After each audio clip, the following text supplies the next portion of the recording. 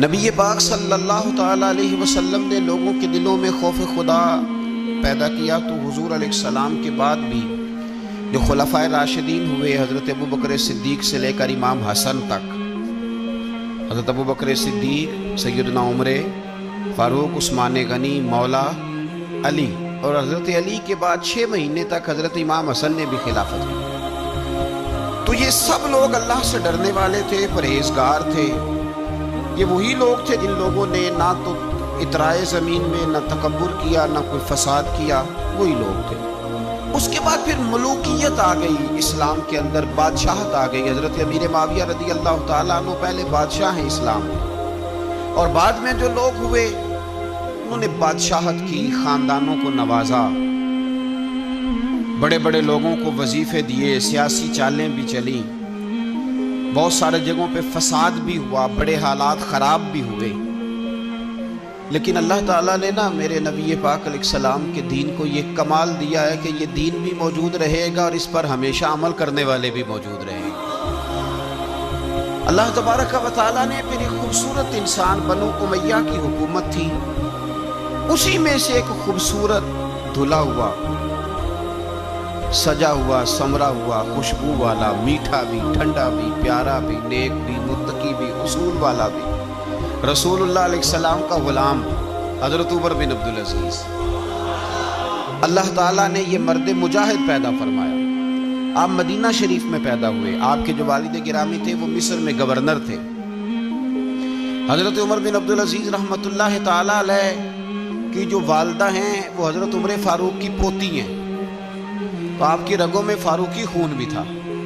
حضرت عمر بن عبدالعزیز رحمۃ اللہ تعالیٰ علیہ کے والد گرامی نے آپ کو مدینے میں پڑھنے کے لیے چھوڑا۔ حضرت صالح بن کیسان ایک عالم اور محدث تھے، ان کے پاس آپ نے تعلیم پائی، اور جناب عمر بن عبدالعزیز رحمۃ اللہ تعالیٰ علیہ کے والد اگرچہ مصر میں تھے لیکن آپ کو مدینہ میں رکھا۔ آپ نے مکمل تعلیم حاصل کی، علم حاصل کیا، چھوٹی سی عمر میں قرآن پاک کے حافظ بھی ہو گئے۔ پھر جب بڑے ہوئے تو اللہ نے یہ موقع دیا، چونکہ خاندان کی حکومت تھی تو آپ مدینہ شریف کے گورنر بنے، اور مدینہ منورہ کے ساتھ ساتھ آپ کو طائف کی حکومت بھی ملی، مکہ مکرمہ کی حکومت بھی ملی۔ پھر بعض جگہ پہ تو یہ ہے کہ آپ نے خود کسی وجہ سے استعفیٰ دیا، اور بعض جگہ یہ ہے کہ سازش کر کے آپ کو معزول کیا گیا۔ لیکن حضرت عمر بن عبدالعزیز نیک بڑے تھے، پرہیزگار بڑے تھے، پر خوش لباس بھی بڑے تھے۔ خادم کو جب بھیجتے تھے نا بازار تو کہتے تھے جو سب سے مہنگا جوڑا ہو وہ خرید کے لانا۔ خوشبو بہترین استعمال کرتے تھے۔ جب گزرتے تھے تو لوگوں کو پتہ چلتا تھا کہ کوئی عام نہیں گزرا، عمر بن عبدالعزیز گزرے۔ جب تک گورنر رہے، جب تک خاندان میں رہے، ماحول اور رہا۔ سلیمان بن عبد الملک خلیفہ جب جانے لگے تو انہیں وصیت کر دی کہ میرے بعد عمر بن عبدالعزیز خلیفہ ہوں گے۔ یہاں تو لوگوں کو عہدہ ملے تو لوگوں کی کیفیت بدل جاتی ہے نا، لیکن جب حضرت عمر بن عبدالعزیز کا اعلان ہوا تو رونے لگے، ایک کونے میں بیٹھ کے رونے لگے، فرمانے لگے مجھے امید نہیں تھی کہ وہ اتنا بڑا بوجھ میرے کندھوں پہ ڈال کے چلا جائے گا۔ اتنے سارے لوگوں کا بوجھ، اتنے سارے لوگوں کی آزمائش۔ خیر چونکہ وصیت تھی، آپ کی بیعت لی گئی۔ بیعت لینے کے بعد آپ منبر پہ چڑھے تو فرمایا لوگوں میں تمہیں آزاد کرتا ہوں، اگر تم میرے علاوہ کسی کو حکمران بنانا چاہو تو مجھے کوئی اعتراض نہیں ہے۔ لوگوں نے کہا نہیں، آپ ہی ہمارے حکمران ہوں گے۔ حضرت عمر بن عبدالعزیز دنیا اسلام کے اندر ایسی مثال ہیں، اچھی طرح سمجھ لیں کہ جب حالات اب نہیں ابتر ہو گئے تھے، بد نہیں بدترین ہو گئے تھے، اور بڑے بڑے لوگوں نے عجیب ماحول گھڑ لیے تھے، اس ماحول میں آئے، لمبی نہیں 2.5 سال حکومت کی صرف، لیکن لوگوں کو حضرت صدیق اکبر کی یاد آنے لگی، لوگوں کو سیدنا فاروق اعظم کی یاد۔ آپ کی جو بیوی تھی وہ بھی بادشاہ کی بیٹی تھی، بادشاہ کی بیوی بھی بن گئی۔ پہلے دن اپنی بیوی سے کہا کہ اب ہم بن گئے ہیں امیر، اب ہمارے ذمے بہت ساری ذمہ داریاں ہیں، اب حالات اس طرح کے نہیں ہوں گے جس طرح کے پہلے ہوا کرتے تھے، اب تمہیں میرا ساتھ دینا ہے۔ اپنا سارا زیور دو، میں بیت المال میں جمع کرانا چاہتا ہوں۔ یہ بڑا مشکل کام ہوتا ہے کسی خاتون کے لیے۔ سارا مال وہاں جمع کرا دیا، پہلے دن ہی سارے کپڑے سپڑے حضرت عمر نے اپنے خیرات کر دیے، سادہ لباس پہن لیا، اور بڑی تھوڑی غذا گھر میں آتی تھی، بیت المال سے تھوڑا سا وظیفہ، جائیدادیں ساری دے دی اللہ کے راستے میں، غریبوں میں بانٹ دی۔ ایک دن گھر میں تشریف لائے تو بچیوں نے منہ پہ ہاتھ رکھ لیا۔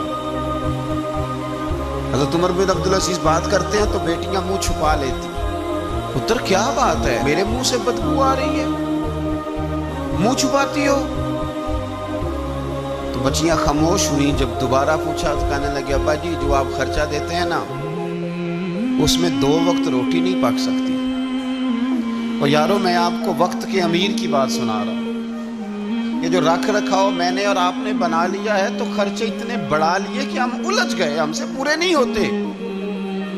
لیکن جنہوں نے اولادوں کو سادہ رکھا، حالات قابو میں رکھنے میں کامیاب وہ بچ گئے۔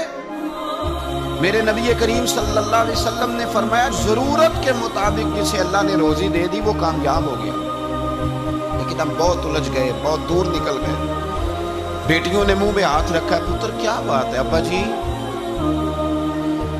اتنے پیسے آپ لاتے ہیں 2 وقت کی روٹی نہیں پک سکتی، تو ہم نے پیاز سے روٹی کھائی ہے، منہ سے بدبو آ رہی ہے، تو اس لیے آپ کے سامنے منہ نہیں کھولا کہ آپ کو کراہت ہوگی۔ تو حضرت عمر بن عبدالعزیز آنکھوں میں آنسو تو آئے پر کہنے لگے یا اللہ تیرا شکر ہے کہ جس جگہ میں اپنی اولاد کو کھڑا کرنا چاہتا تھا میری اولاد وہاں کھڑی ہو گئی ہے۔ یہ پیاز سے روٹی کھا کے بھی شکر ادا کرتی، پیاز سے روٹی کھا کے۔ حضرت عمر بن عبدالعزیز نے اپنے گھر کے اندر عید والے دن بیٹیوں نے کہا ابا جی جوڑے پرانے ہیں، یارو ہو جاتا ہے، بس تھوڑا سا نا توجہ کی ضرورت ہے، ہو جاتا ہے، نئے کپڑے لینے۔ اب ایک گھر میں شادی ہوتی ہے تو اس گھر سے تعلق رکھنے والے ہر گھر میں شادی سمجھنے شروع ہو گئی۔ لاکھوں روپے کا مال صرف کپڑوں پہ، جوتوں پہ اور ان کے لوازمات پہ لگتا ہے۔ غربت کیسے ختم ہوگی؟ حالات کیسے ٹھیک ہوں گے؟ پردیس میں جانے والے واپس کیسے آئیں گے؟ کس طرح یہ ماحول ٹھیک ہوگا جب اخراجات اتنے بڑھا لیے جائیں؟